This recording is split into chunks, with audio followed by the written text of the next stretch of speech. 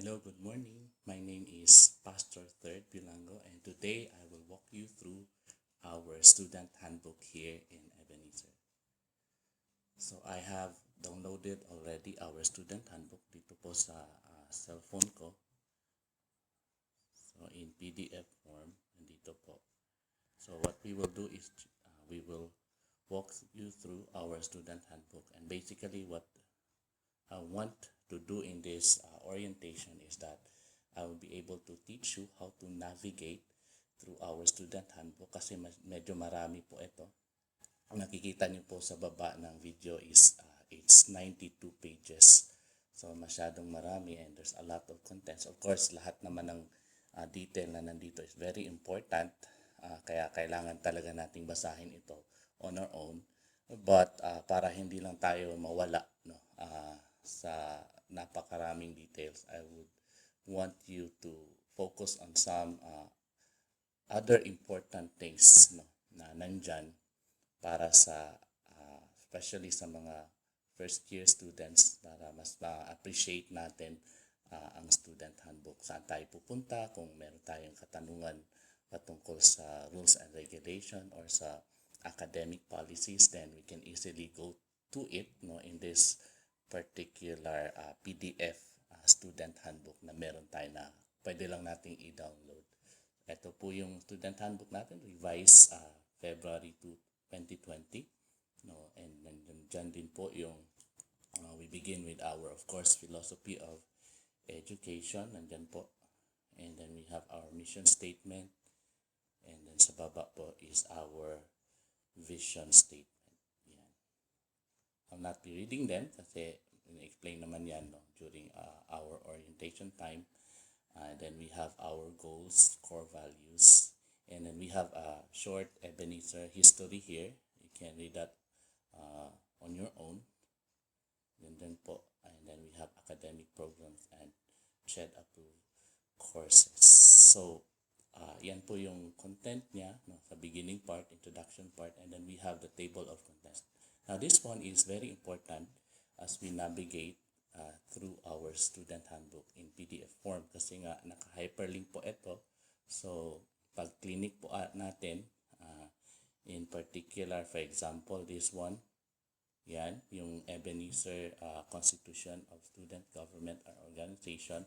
Pag clinic po natin yan, automatically, you'll be given this page.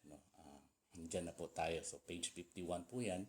But automatically, pupunta po siya doon kasi nga naka-hyperlink. But pag gusto nating bumalik ulit doon sa table of contents, so what we will do is that we will just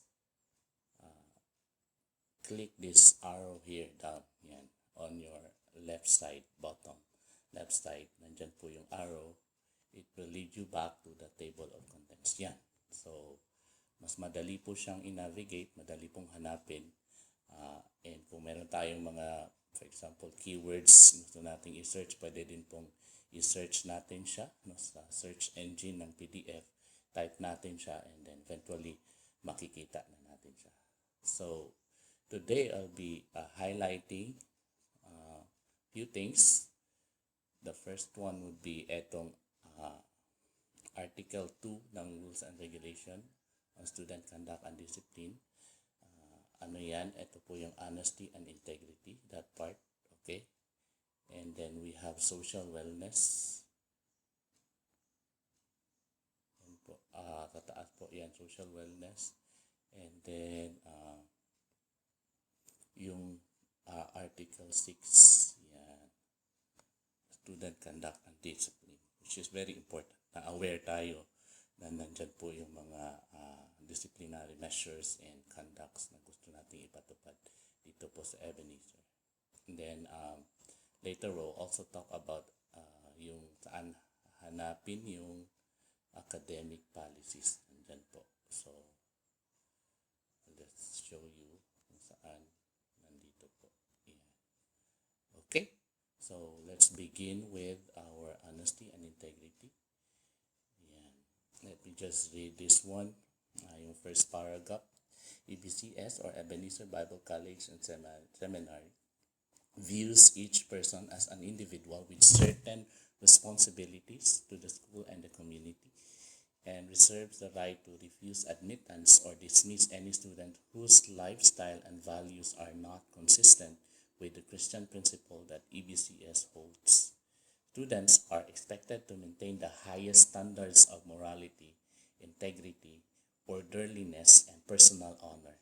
They are held responsible to follow the established rules and guidelines of the seminary. So yan po yung natin, rationale ng lahat ng mga pinapatupad natin ng mga rules and regulation dito sa Ebenezer. So, ano po yung mga hindi pwede?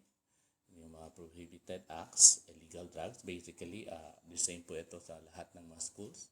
Meron lang po lang tayong mga specific when it comes to our Christian conduct and yung character natin as ministers of the gospel. But basically, in general, almost similar ito sa lahat ng mga schools of like alcoholic beverages, tobacco, cigarette, dishonesty, gambling, unauthorized entry, theft, destruction, misuse, damage, deliberate defacing of schools property, harassment, disrespectful attitude, insubordination, very important po, no? Bawal po yan, inappropriate visitation and pornography, unwholesome entertainment, massage parlor, and movie going.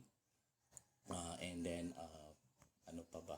Weapons, responsible use of gadgets, which is very important na dahil sa time natin na yun, electronic na tayo lahat. No?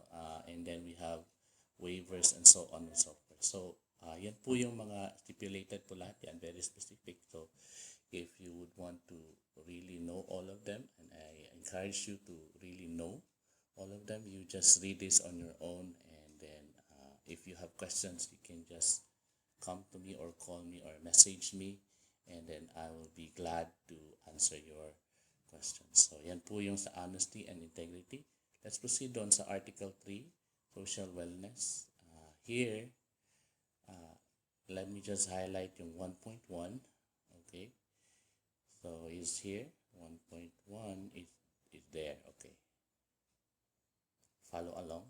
Freshmen, in other words, yung mga first year po, are highly encouraged to focus more on the relationship with the Lord as they adjust with the rigors of EBCS life. Thus, they are not allowed to go through courtship process. So, wala pong ligawan muna pag first year. Wala mo nang magko-court, magpaparamdam ng pagmamahal. Okay, i-reserve muna natin yan. Kasi nga po, kailangan mag-focus muna tayo sa calling natin. Bakit nandito tayo sa Ebenezer? Of course, mayroong ibang dynamics ito ngayon kasi nga online tayo. But our desire na walang mag-underground na relationship. Yung kayo-kayo lang, na hindi kayo mag-go through sa process.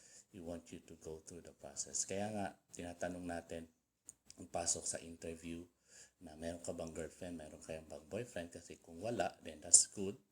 But we will not advise you to find someone as early as the first year na nandito ka sa Ebenezer. Huwag muna. Pero kung meron na, you evaluate, you assess kung ito na ba talaga yung will ni Lord. Eventually, pag you come to a point na certain ka na yan talaga, then you'll have a blessing. But then you still go through the process. Yun po. But sophomores, eventually they are allowed, but they will still go through the process. So, yun po yung kailangan nating maintindihan sa boy-girl relationship dito sa Ebenezer. And then, I'll go back to the student conduct and discipline. So, ano po yung mga discipline natin dito sa Ebenezer? Meron po tayong tinatawag na minor misconduct. And then, meron din po tayong major misconduct. Sa major misconduct po, meron po tayong 4 na restorative disciplinary action na pinapataw sa mga estudyante pag nilabag nila yung mga rules and regulations. So, the first one would be RDA 1. Ito po yung pinaka-light na level. First level po ito. So, there will be a community service of 15 to 20 hours for the first offense, and then in campus confinement 1 month for that first offense. So Magtatanong po tayo, so anong in-campus ngayon? Kasi nga, nandyan naman kayo sa bahay ninyo, wala naman kayo dito sa campus ng Ebenezer.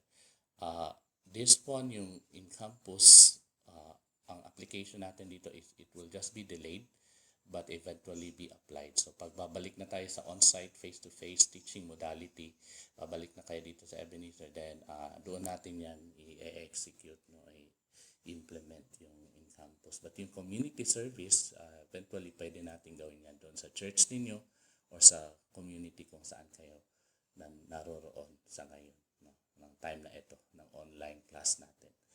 Lost of privileges, nandyan po yan. But second offense na ginawa natin yan, medyo madadagdagan po yung tindi ng RDA or restorative disciplinary action natin. So 20 to 30 hours na, and then loss of privileges in campus confinement, mas matindi.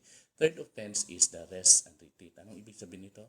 Ibig sabihin nito, magpahinga ka muna, no? Magmuni-muni ka muna, evaluate mo muna kung ano yung working ni Lord sa'yo. So magsa-stop ka muna ng 1 year, and then eventually as you go through the process of this discipline, you begin to realize kung ano yung kailangan mong gawin sa buhay mo, and then you go back to the school again with a renewed passion to really go through the equipping, no, process ng pagiging minister mo ng gospel ng Panginoon. So RDA 2 is basically the same, but yung level lang niya ng intensity ng disciplinary action mas matindi. Kasi sa first offense ng RDA 2, 20 hours na kaagad, tapos 2 months na agad ang in-campus confinement. Tapos ang second offense niya, rest and retreat. RDA 3, first offense pa lang is rest and retreat na. And then ang RDA 4, mas matindi. Ayaw natin na mangyari ito, no? Dishonorable dismissal and expulsion. Matindi na naman talaga yung case na ito. And at some point, criminal offense ang mga nasa violation na under ng RDA 4. So, yan po. Yung nakalista po dyan kung ano yung mga key terms natin, and then list of my major violations. So, kung titingnan nyo po ito as you go through this, for example, yan po, gambling. Gambling in and outside the campus, RDA 2.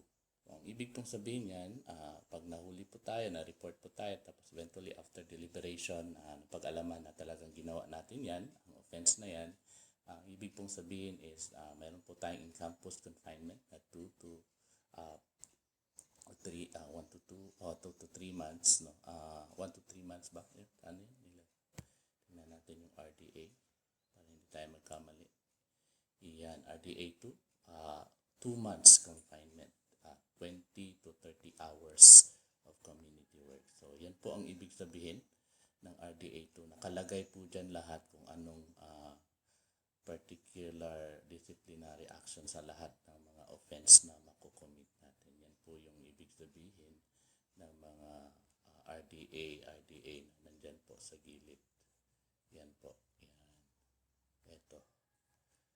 Okay, so, and then, yan po ang ano natin. So, you just go through this on your own, you read this on your own, and if you have questions, you just text me or message me or call me, and then ask the question. Then we go to our academic policies. Nandyan po, naka-stipulate din po dyan lahat ng academic policies. Of course, meron tayong supplementary guidelines and policies sa online classes natin. But basically, yung mga general orientation, nandyan na po, grading system, incomplete grades, pass, fail, lahat po. Pati yung mga awards, nandito din po sa loob. Yan, leadership award, graduation honors, if you are pursuing academic excellence, ito mo talagang mag-excel. Nandyan po yung mga standard natin, and lahat po yan nandyan na. And then, so yun po, very long, 92 pages, but if you'll be able to utilize paano natin ginagamit yung PDF as we navigate etong mga arrow po niyan, and then hyperlink I think it will be easier for you, for each one of us to have a parang comprehensive understanding of our student handbook. Of course, ang goal talaga natin ng student handbook is that everyone would be informed and we know kung saan natin makikita yung mga rules and regulation, and so that we will be guided properly. But ang desire natin is that yung level of character and spirituality natin will not just be dependent on the student handbook. We are dependent on the Holy Spirit, God leading us to do the right thing. Na kahit alam na natin, nandyan na, yung iba hindi pa rin natin ginagawa kasi nga we are driven not by the guidance of the Holy Spirit but by our own self. So, kailangan ma-inform tayo, we know, but the motivation to obey will transcend more than just the handbook itself, but really yung heart natin of submission and willingness to go through the process. Yun lang po yung encouragement ko. There will be more on this, but as of this moment, eto lang po muna. Hopefully, this video will guide you how you can navigate through our student handbook. So, thank you and God bless. Bye-bye.